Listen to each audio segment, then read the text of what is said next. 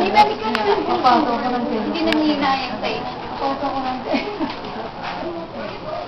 Mami, mas sige nga, ganun pa isa. Kaming dalawa ni Flo.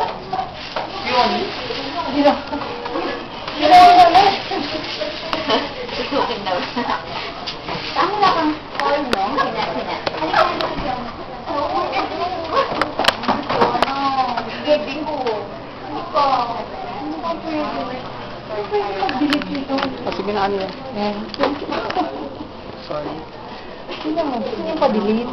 Kasi TV street niya, sa City of Mason. May happy na. Dami. Wait, and close yung correct balance dami si zero.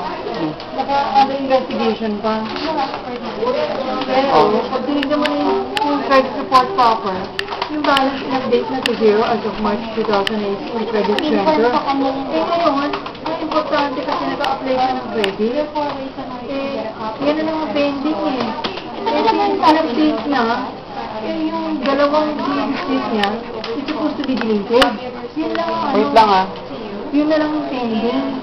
Eh, Wala tayong magagawa, Mami. We have to wait for it. No, we cannot. hindi pwede. Hindi pwedeng gawin niya naman. I-request mo na Hindi pwede talaga. Ang labo under investigation, tapos yung feedback, pero in-update nila to zero. Maybe it's because the creditor reported it directly. Kaya nga, dalawa kasi mo Street niya 67 eh.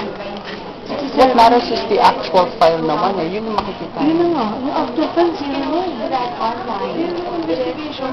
Pero kasi hindi siya pa-approve. Because yung dalawang schedule dun sa batch of districts na yun, i-delete na. When the investigation is completed. Wala siya. We can do anything. Iris, picture na. Paalis na kami. Pipicturean ko na siya.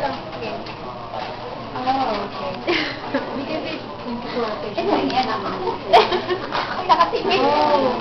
Sige na. Bilis pa na.